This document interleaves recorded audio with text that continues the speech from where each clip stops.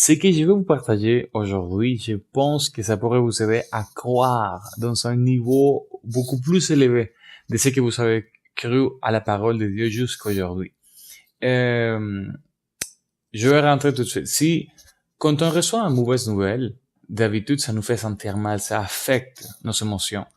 Et quand on reçoit une bonne nouvelle, on va tout de suite avoir la joie, on va tout de suite avoir l'émotion à cause de la bonne nouvelle. Et il y a un verset que pendant longtemps j'avais pas bien compris. J'avais toujours entendu parler que Abraham et Sarah, quand ils ont reçu l'annonce qu'il allait enfanter Isaac, ils l'ont pas cru. Ils ont ri d'incrédulité et ils ont, mais quand même Dieu a dit, je vais l'accomplir. Mais la vérité, c'est que j'avais pas bien compris ce verset et on peut le voir ici en Genèse 17. Ça dit que, en fait, Genèse 17:16, ça dit, je la bénirai et je te donnerai d'elle un fils. Je la bénirai et elle deviendra des nations, des rois, des peuples sortiront d'elle. Abraham tomba sur sa face. Il rit et dit en son cœur, naîtrait-il un fils à un homme de 100 ans et Sarah, âgée de 90 ans, enfantera-t-elle? Et Abraham, bon. Et jusqu'à là, je pensais qu'à cause qu'il avait posé cette question, il était en train de douter. Mais la vérité, c'est que ça dit la parole, il rit. Et en effet, le nom que Dieu a donné à son fils, c'était Isaac. Et Isaac, ça veut dire rire. Et dans les chapitres 18, en verset 12, on voit aussi que Sarah, elle a ri aussi et elle a posé la question aussi. Elle a dit, maintenant que je suis vieille, aurais-je encore des désirs? Mon Seigneur aussi est vieux. Et le Seigneur lui a demandé pourquoi elle avait ri, mais elle n'a pas dit. Le fait, c'est que pendant longtemps, j'avais pensé que c'était une question que chacun avait fait sur la base de l'incrédulité. Mais la réalité, c'est que en Romains 4, 20, on voit que ils n'ont pas douté. Et le Seigneur, il dit d'Abraham, il dit, Abraham, donnez-moi juste une seconde, je vais changer la langue. Ok. Ça dit, il ne douta point par incrédulité au sujet de la promesse de Dieu, mais il fut fortifié par la foi donnant la gloire à Dieu. Il n'a pas douté. Laissez-moi voir dans une autre version, Louis 21. Ok, c'est la même chose. Il n'a pas douté par incrédulité de la promesse de Dieu, mais il a été fortifié par la foi et il a rendu gloire à Dieu. Il a cru, il n'a pas douté. Et en Hébreu 11:11, en parlant de Sarah, ça dit, c'est aussi par la foi que Sarah elle-même a été rendue capable d'avoir une descendance. Malgré son âge avancé, elle a donné naissance à un enfant parce qu'elle a cru à la fidélité de celui qui avait fait la promesse. On a quelqu'un d'autre que devant une annonce comme ça, il a aussi posé une question, mais il a fait fondé dans l'incrédulité, pas dans la joie. Sarah et Abraham, ils ont dit cette question. Est-ce on serait capable, nous, d'avoir un enfant à cet âge? Mais ils l'ont fait dans la joie, parce qu'ils ont ri. En comparaison de Zacharie, on voit en Zacharie, en fait, c'était Luc, dans une seconde, Luc 1. Ok. On voit que à Zacharie, le père de Jean-Baptiste, il lui a été annoncé la naissance de son fils, mais en le verset 17, on voit que l'ange lui a dit, il marchera devant Dieu avec l'esprit et la puissance d'Élie pour ramener les cœurs des pères vers les enfants et les révèle à la sagesse des justes, afin de préparer pour le Seigneur un peuple bien disposé. Là, regardez ici. Zacharie dit à l'ange, à quoi reconnaîtrai-je cela? En effet, je suis vieux et ma femme est d'un âge avancé. C'était pas mal la même réponse qu'Abraham et Sarah ont donné. Mais on voit que c'est une réponse fondée dans l'incrédulité parce que tout de suite, l'ange lui a dit, je suis Gabriel, je me tiens devant Dieu, j'ai été envoyé pour te parler et pour t'annoncer cette bonne nouvelle. Voici, tu seras muet et tu ne pourras plus parler jusqu'à jour que cela arrive parce que tu n'as pas cru à mes paroles qui s'accompliront au moment voulu. Si Sarah et et Abraham aurait pas cru, le Seigneur aurait agi pareil. Mais ils l'ont cru. Ils l'ont cru parce qu'en effet, Abraham, il croyait déjà à Dieu. Il croyait à tout ce que le Seigneur lui disait. Chaque fois qu'il avait une rencontre avec le Seigneur, il faisait un hôtel, et il louait le Seigneur, mais il croyait le Seigneur. Quand il a dû se séparer de Lot, Lot a pris la terre qui avait de la, comment la production, qui était vert, et Abraham a dû prendre la terre qui était désertique, mais il s'en foutait de ça parce qu'il savait que Dieu était avec lui et Dieu était capable de rendre cette désert dans une forêt. Mais l'effet, c'est que quand il a reçu cette nouvelle du Seigneur, tout de suite, Abraham a cru et il a ri et il dit, serais-je capable? Est-ce que ça serait possible? Mais c'était une question, pas dans la doute, c'était comme une question il était, comment on dit ça, étonné. Il était étonné. Il a posé cette question étonné, mais il n'était pas dans l'incrédulité parce que il a cru sans douter. Romains 4:20. Alors, pourquoi je vous explique ça? Parce que quand on comprend ça, on a vu de quelle façon Dieu il aime qu'on lui croit. Et nos émotions vont faire preuve qu'on est en train de croire. Et alors, juste comprendre ça m'a fait changer la façon de voir la parole et la façon de regarder la parole. En fait, ça m'a donné le coup de tout de suite aller regarder toute la parole à nouveau à partir de zéro. Parce que, j'ai dit, Seigneur, alors, chaque fois que tu dises quelque chose à propos de moi, c'est la vérité. Pas seulement parce que c'est toi, pas seulement à cause de cette nouvelle que je suis en train de recevoir, mais c'est aussi à cause de qui est en train de me dire ça.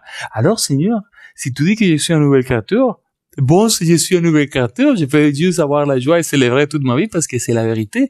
Pas seulement parce que c'est beau d'entendre cette vérité, mais aussi parce que c'est toi, le Dieu éternel, vrai et puissant, qui ment jamais, qui n'a pas un mensonge dans ses lèvres, est en train de dire que je suis une nouvelle créature en Jésus-Christ. Alors, je suis une nouvelle créature en Jésus-Christ et mon passé n'existe plus. Et toutes les choses que j'avais fait sont effacées et tu te rappelles point.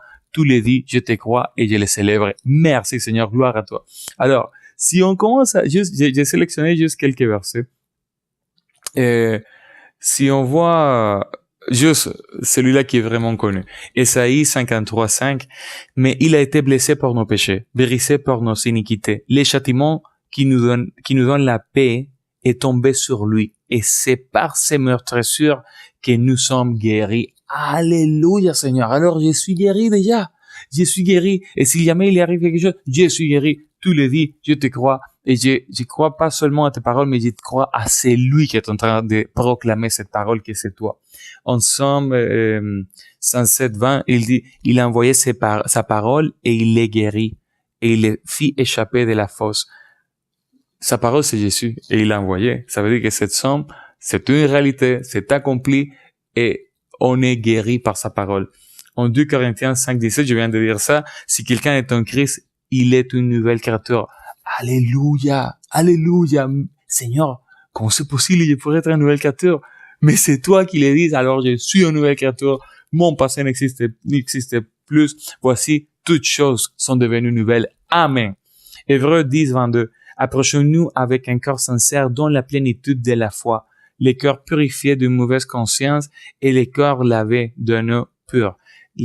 Vous voyez ici, les cœurs purifiés d'une mauvaise conscience. En espagnol, et aussi quelques versions en français, ça dit avec la conscience et laisse-moi checker.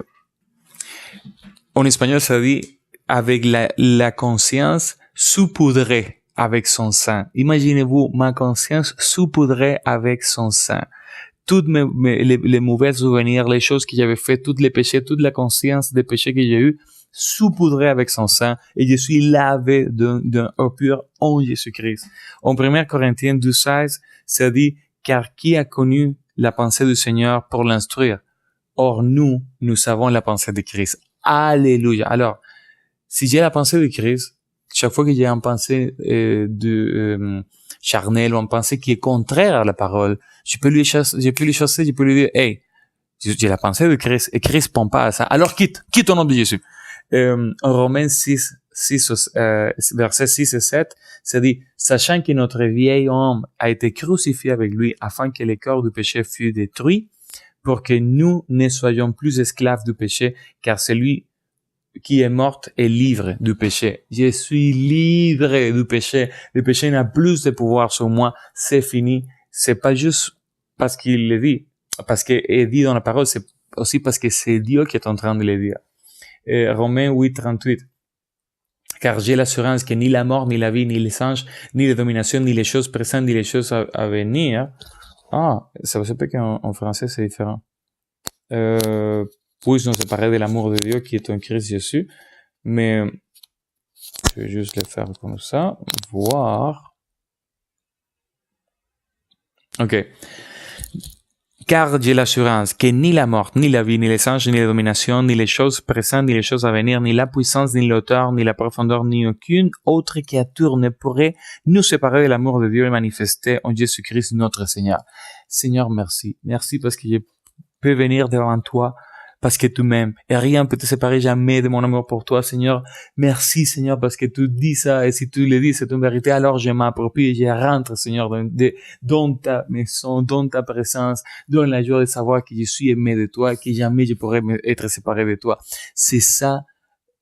Je suis vraiment dans la joie, et c'est ça la joie qui montre à Dieu qu'on est en train de lui croire. Parce qu'on croit à sa parole, mais aussi on croit à celui comment j'explique ça? Je vais vous montrer tantôt une chose ici. En Colossiens 1, 21, ça dit, et vous, qui étiez autrefois étrangers et ennemis par vos pensées et par vos mauvaises œuvres, il vous a maintenant réconciliés par sa mort dans le cœur de sa chair, pour vous faire paraître devant lui saint, irrépréhensible et sans reproche. C'est ça notre état devant lui, à cause de ce que Jésus il a fait. On est saint, irrépréhensible et sans reproche devant Dieu parce qu'on est en Jésus. C'est ça mon état. Alors j'arrive, Seigneur, j'ai plus de culpabilité, j'ai plus de condamnation parce qu'en Romains 8:1, ça dit qu'il n'y a plus de condamnation quand on est en toi. Alors, Seigneur, c'est ça ma vie et je m'approprie de tout ce que tu dis parce que t'es vrai et tu mens pas. T'es pas un menteur, t'es vérité, t'es pas un fraudeur, toutes ces choses que tu dis, tu es capable de l'accomplir et tu les as déjà accomplies. Alors je te crois et je m'amuse et je me réjouis dans cette vérité. Je vais vous laisser quelque chose pour exemplifier cette message que je vous transmets de façon plus simple. Il y a une vidéo ici, je vais laisser, d'une présentatrice américaine qui s'appelle Oprah, et je pense qu'elle est connue aussi dans la francophonie. Oprah était en train de donner un cadeau à son audience, à tous les gens qui ont allé dans son show. Et dans la boîte, il y avait un cadeau. Ce cadeau, c'était la clé d'un auto. Elle a dit, vous allez trouver une clé dedans. Si quelqu'un trouve une clé, ça veut dire que vous avez gagné un auto. Je vous donne un auto. Elle est super milliardaire. Elle avait la capacité d'accomplir ce qu'elle est en train de dire. Et les gens savaient ça. Alors quand le monde a tout de suite découvert que c'était pas juste un auto, tout le monde avait gagné un auto. Il réjouissait, il sautait, il pleurait, il riait parce qu'il savait que la personne qui était en train de faire la promesse était capable de l'accomplir. Et c'est pour ça qu'ils ont eu la joie. Alors, nous, on peut encore plus parce que Dieu, il est tout puissant, il est au-delà de tout ce qu'on comprend et qu'on connaît. Et tout ce qu'ils disent, c'est vrai, c'est une réalité et tu peux la croire, tu peux déjà commencer à sauter de la joie, à célébrer parce que c'est lui qui dit que tu es son fils aimé. C'est lui qui dit que ton péché est pardonné, que ton passé n'existe plus, que tu es une nouvelle créature, qu'il t'aime, que tu es son temple, que tu es sa femme parce qu'il va se marier avec nous. C'est lui qui dit qu'il est avec nous, qui est contre nous. Il est fidèle à accomplir absolument chaque mot qui est dans sa parole. Alors, lis sa parole, mais accepte-la avec tout ton cœur parce que celui qui est en train de le dire est plus puissant et il est fidèle pour l'accomplir. Au nom de Jésus. Bye.